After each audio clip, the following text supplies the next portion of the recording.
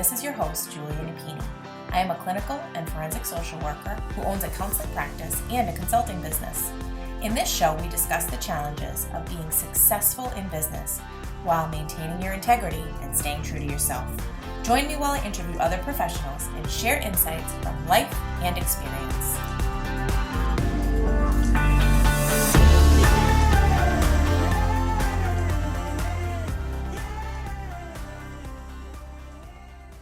Let's talk about RingRx, our latest sponsor.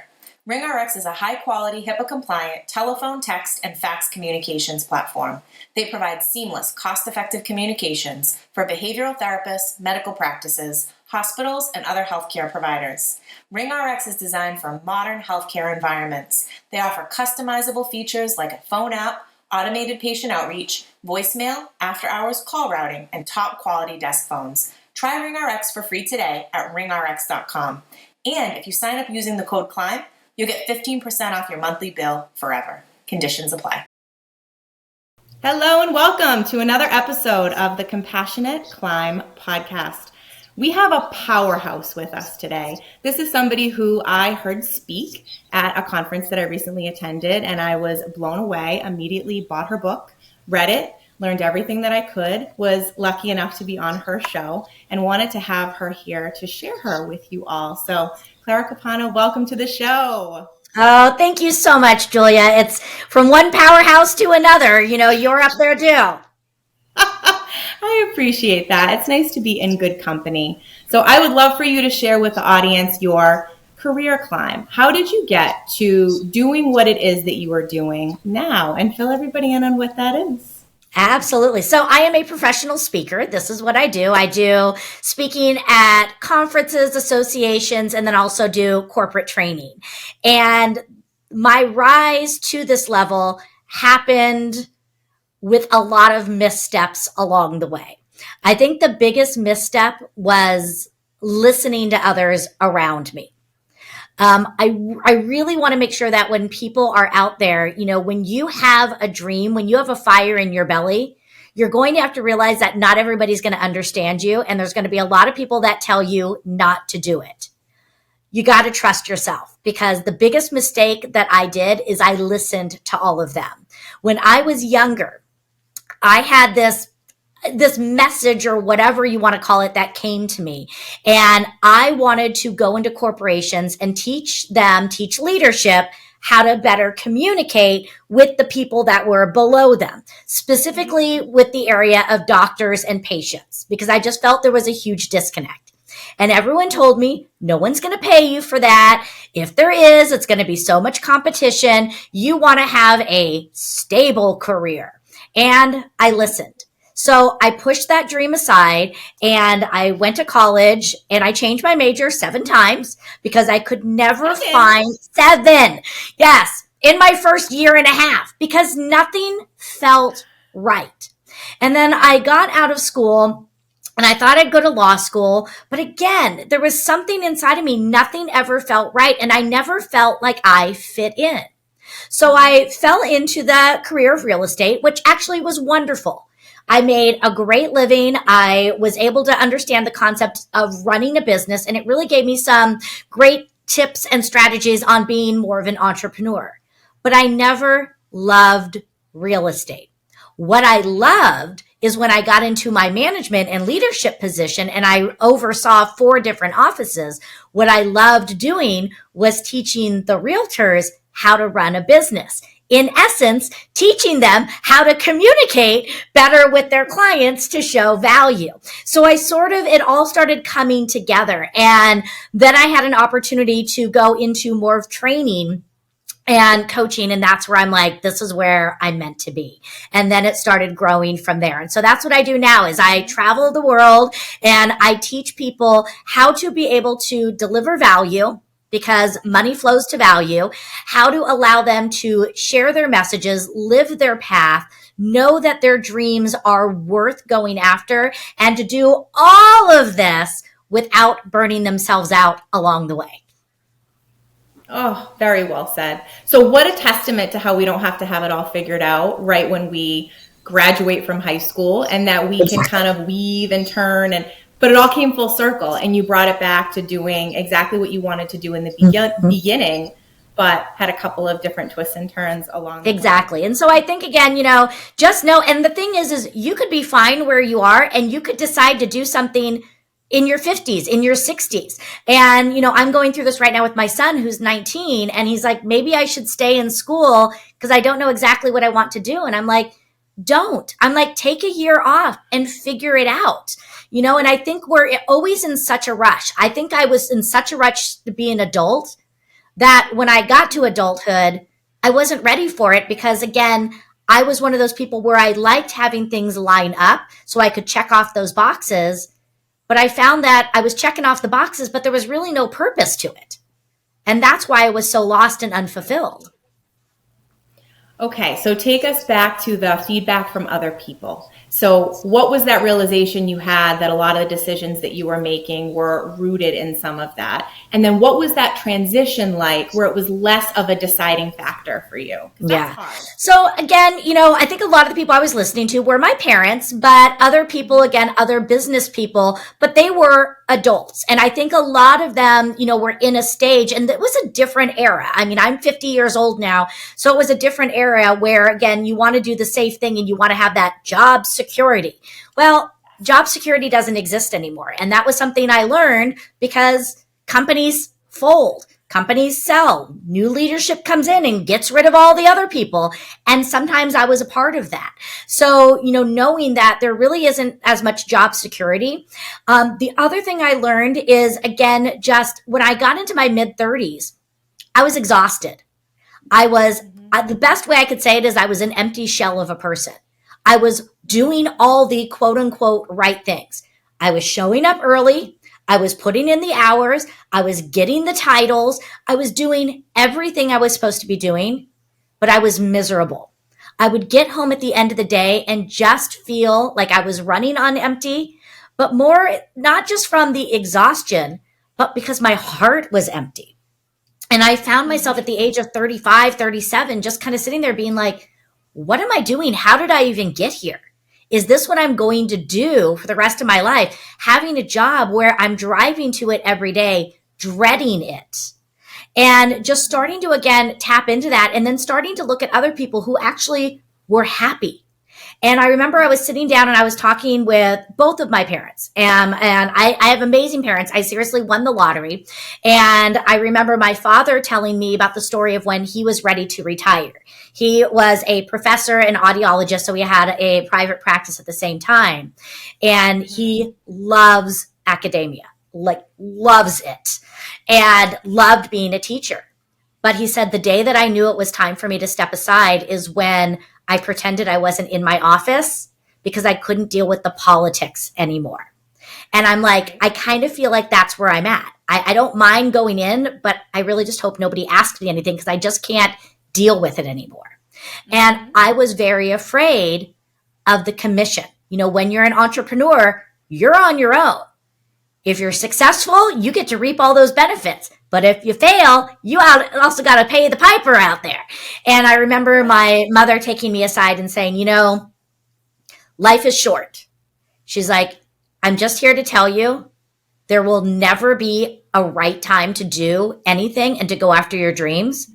And I'm here to also let you know you will never be homeless. I was so afraid of that failing. And as a single mom, how am I going to put food on the table? And just knowing that even if I failed, my family would be there to support me through it, that gave me a level of comfort and peace. Now, I know not everybody has that, but chances are you have a safety net that you aren't necessarily aware of. It could be friends. I had a friend of mine and her friend said, you know what? If everything fails miserably, you can come and stay in my guest bedroom. Sometimes, again, just knowing, looking at what is the absolute worst that could happen. And can you deal with that? Can you live through the absolute worst that could happen? And if you can, then go for it. Today is not your forever reality. And what I found is I'll bet on myself all day long because I know I have a good work ethic. I know I'm great at what I do. I believe in myself and what I can offer.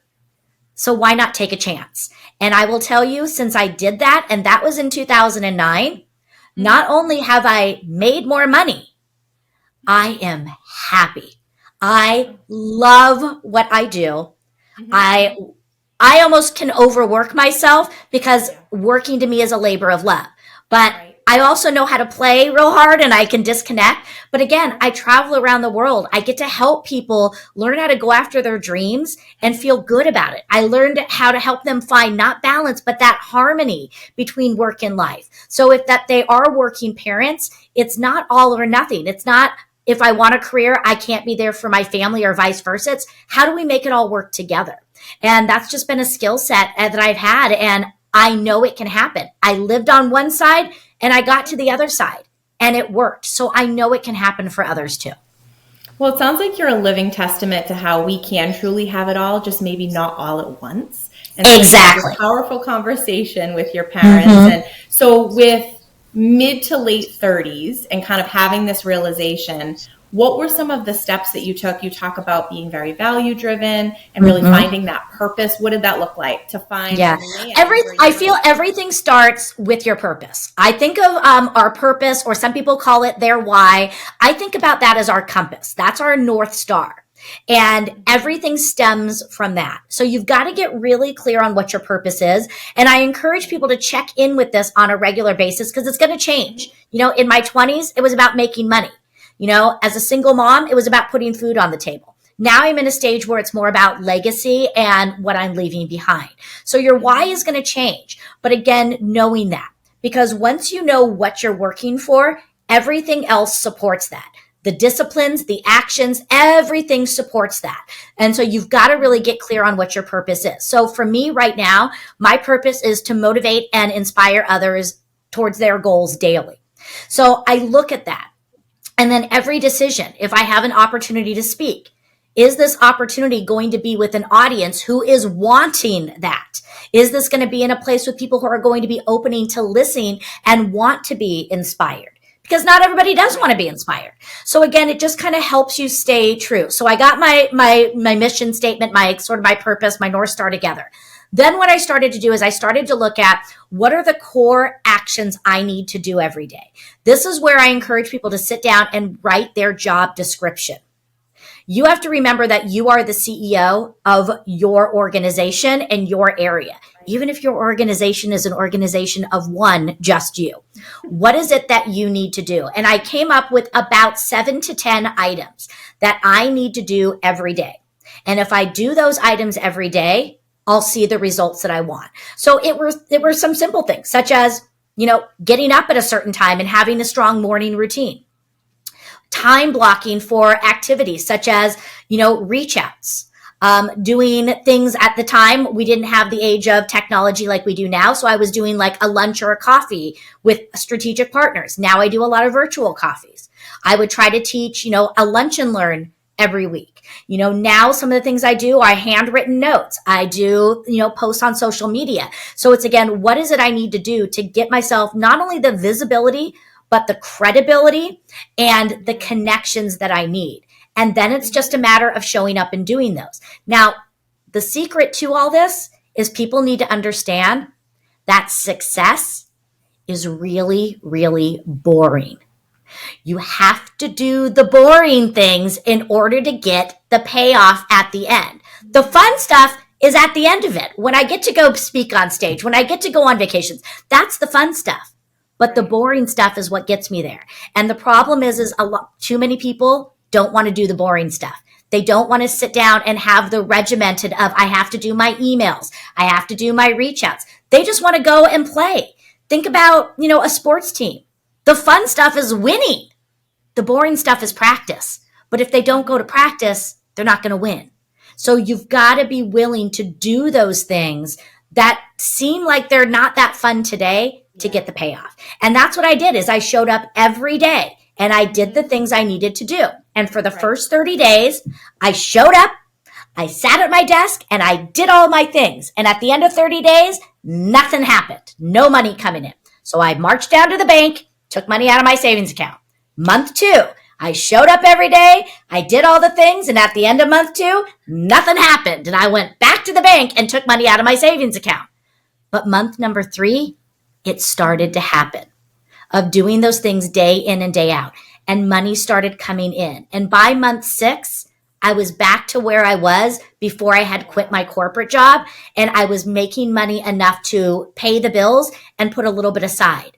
And it just started growing and growing from there. And I've done this reiteration several times because, again, you're going to change. You know, in my business, when I kind of stepped out of doing more of the coaching and doing more of the speaking, I had to come back. And again, it took about 90 days to get things up and running. And so you're just going to have to understand this. You've got to do the work. But when you know the right work to do, it's a lot easier to show up, and it's a recipe. Follow the recipe. It'll turn out.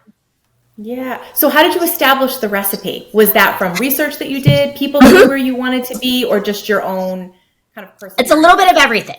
So the first thing I did is I did the research. I went and I found people who were successful doing the things that I wanted to do, and I learned from them.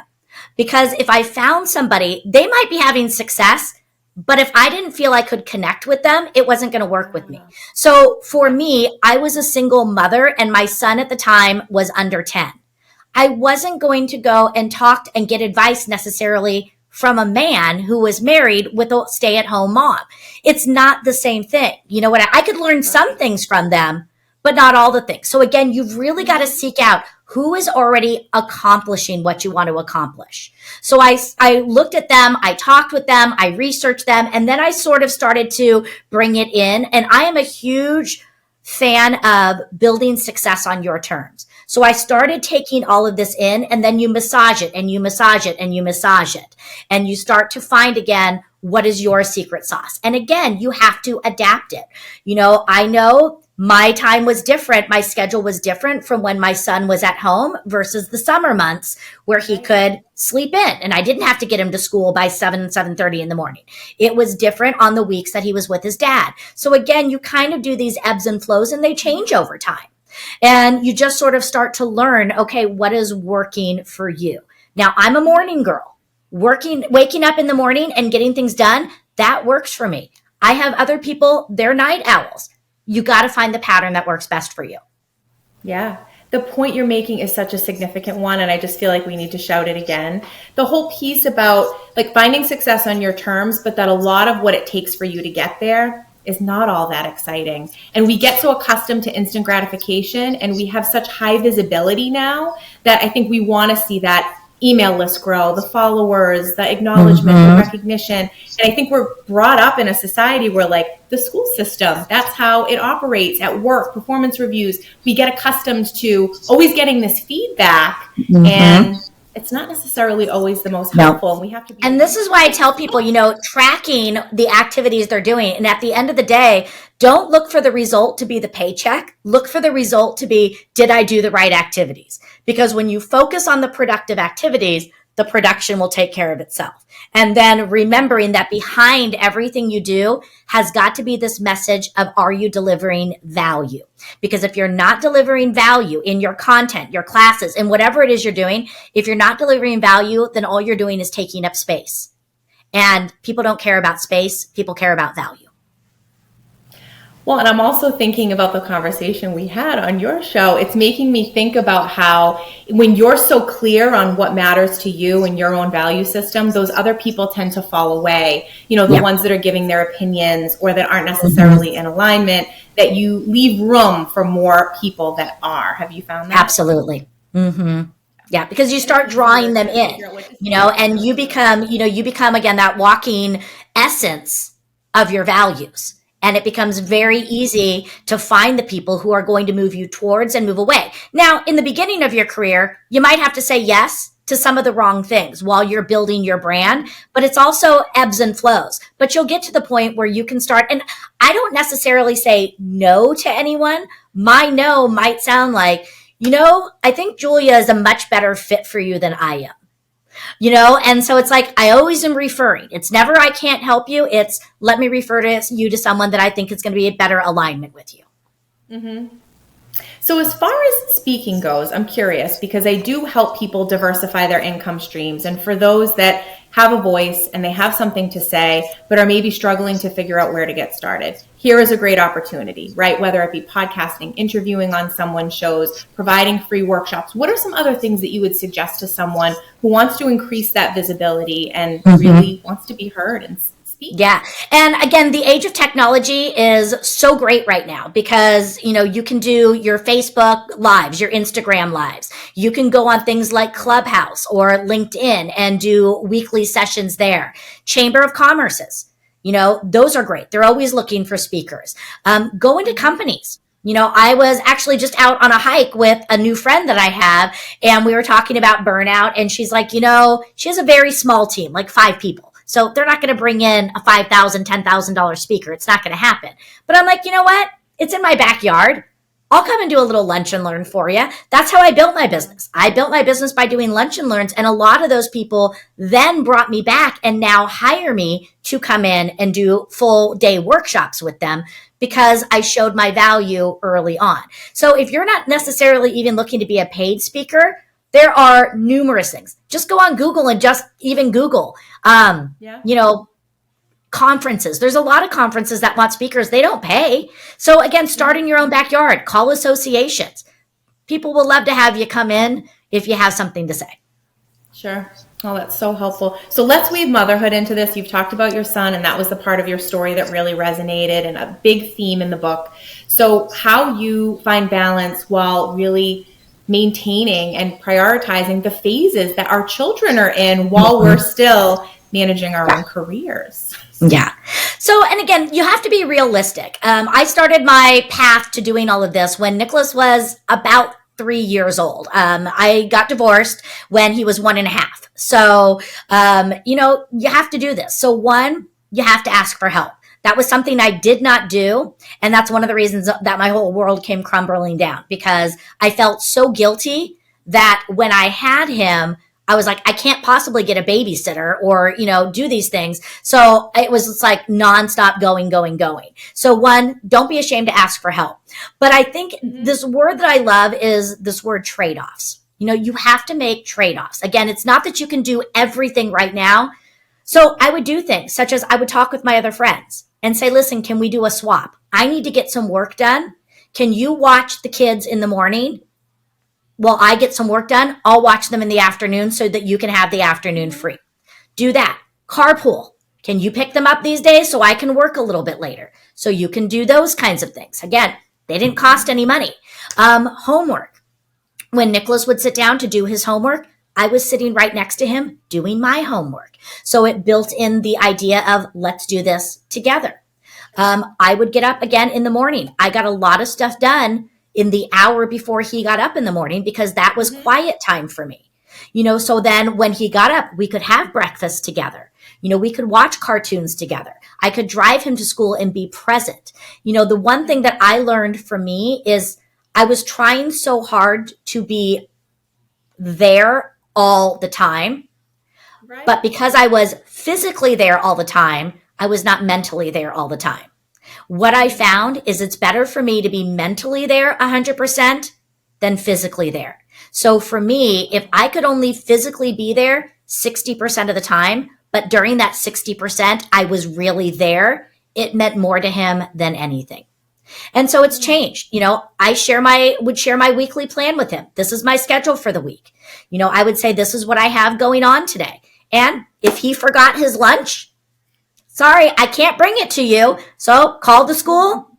Can somebody else do it? And there was always that he could get a free lunch at school and I would just pay the school back. You just have to deal with these things. But I can't drop what I'm doing and drop my clients to go and drive across town. It wasn't going to happen. But he also learned this. And so again, you make them a part of the system. You don't make it seem like a problem. You just make it part of the system. And that was something I learned from my parents. I would go to, when I was on school vacation, I would go to school with my parents. I would go to the classroom with my mom, who was a teacher, and I would sit in the classroom and watch her teach. I would help her grade papers. You do these things and they become part of it with you. So many good tips. I mean, I'm thinking, you're speaking about how even being parallel and you're teaching lessons to your children while they're with you and seeing you, and then you get that done, then you can enjoy your time together. The asking for help piece is huge. I think a lot of what you're doing is giving permission to the listeners where we haven't always gotten those messages that it is okay to prioritize, to utilize other people. We're not meant to do it alone. It's okay to also identify what works for you, and it's not going to work for everyone. And we don't necessarily need permission from other people. Exactly. And I think, again, you have to start to learn, again, what is the best path for you? Because your way of doing things may be different than others, and that's okay. I have some people I work with where it's the reverse. The wife is the one who works and the husband is the house husband. Great. For me, I was traveling. So I leveraged technology. I still did homework every night with Nicholas. We just did it over FaceTime. So again, find a way to make it work. You don't have to answer to anyone else if it works for you. And that way he still knew how important he was for me because I was still making the time. So again, you just have to be non-traditional. Again, what works for you? Creative. And get creative. You're also highlighting, and there's so many examples of this, these success stories where you're not necessarily always hearing about all that it took to get to the finish line, but you're giving the reality of how sometimes it takes a little bit of finessing and finagling to make it work. Absolutely. A lot of times we're only seeing the finished product. Absolutely. So battling burnout seems like that's definitely a focal point for you, something that you really strive to tackle in your own life, helped other people with that. What are some key tips for people to recognize that and not get in that trap? Yeah. I think, again, you have to really get that checkup from the neck up. Look for some of the warning signs. For me, some of the warning signs were driving to work every day, crying. Waking up just as exhausted as I was going to bed. Not feeling fulfilled at work. Those were all some of the things that, were coming in and doing those things. So I think, really paying attention and doing these things. And then things to counteract that. Because again, you can't necessarily just quit your job and, do these things. But one, a gratitude practice is really good. Again, starting your days with gratitude, because it's really hard to have a bad day when you realize what you do have. So starting your days with what are you grateful for? Because sometimes it's even in the simple things. At the end of the day, do what I call it bookending my day. So I bookend my days with gratitude. What I do at the end of the day, because so many of us get to the end of the day and all we're focused on is I didn't get this done. I didn't get this done. And we feel like a failure. When in reality, we still got a lot done. So at the end of the day, what are 3 great things that happened today? Because it reminds me that good things happen. Self-care. Can't talk enough about the fact that self-care is not selfish. It is the only way to serve others because you cannot give your best to others, both personally and professionally, when you're depleted. So again, do these things. I call it 15 minutes of joy, 15 minutes minimum a day of something that lights you up. Again, get reconnected with your why. Because when you know what it is you're working towards, it's easier to show up and put the discipline in. Drink water, eat healthier. I'm not saying never have a drink. I'm not saying never eat, cookies. But when you fuel yourself, you're going to operate better. So again, just being aware of those things. And, and if you get to the point where, things are not serving you, create an exit plan. Maybe you can't quit your job today, but maybe you can in a year if you sock a little money aside. And at least knowing that you have a plan that can get you excited and again, give you that something to look forward to. Well, these 30 minutes were chock full. This is one where I really encourage people to go back and listen again, write it down. We'll obviously highlight all the key points in the show notes, but I would love for people to hear more about your book, anything that you have up and coming, and where they can find you online. Beautiful. Well, yeah. So the best place is I am mostly on LinkedIn. That's my primary platform. So they can just Google my name, Clara Capano. My website is also just claracapano.com, so they can find out about me. I really just encourage people. My whole goal, again, is to help people. And one of the best things they can do is they can even just go to my website or reach out to me and get a free clarity call with me. I'm not going to sell them anything, but we can spend 15, 20 minutes on a phone call, and I can just sort of help them with whatever it is they're going on. So at a bare minimum, just reach out and just schedule a clarity call with me. No harm, no foul. If anything, it's 15 minutes of your life. But that 15 minutes can really help you. My latest book that came out last July is called The Mother of All Success Manuals, and it's a guide for working moms to help them learn how to achieve more without burnout, guilt, and that feeling of overwhelm. So they can get that on Amazon. They can also reach out to me, and I can send them an autographed copy if they want to just get one straight from me. So that's out there. It's a great gift for Mother's Day, for Christmases, for all those working moms that you love, a great birthday gift.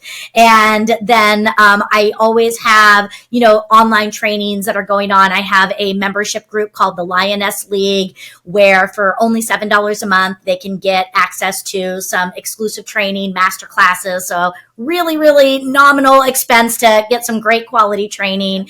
And then a lot of times I do like mid-year and full year business planning and success planning workshops.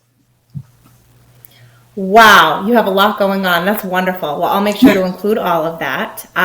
Greatly thank you for your time today, for your perseverance, and for sharing the insights that you've gained and the wisdom that you've acquired with our listeners. But it sounds like with as many people who are open to hearing it. So thank you so much. Thank you. And thank you for what you're doing. Even just the name of your show, The Compassionate Climb. We're always in the climb. We're climbing that mountain, and we do have to remember to be kind and have compassion. So thank you for the messages that you're sharing as well. If you like what you're hearing, please rate and review. This will help others find us and benefit as well. The Compassionate Climb podcast represents the opinions of Julia Napini and her guests. The information provided is intended for educational purposes only and should not be taken as legal advice. If that is what you are seeking, please consult an attorney.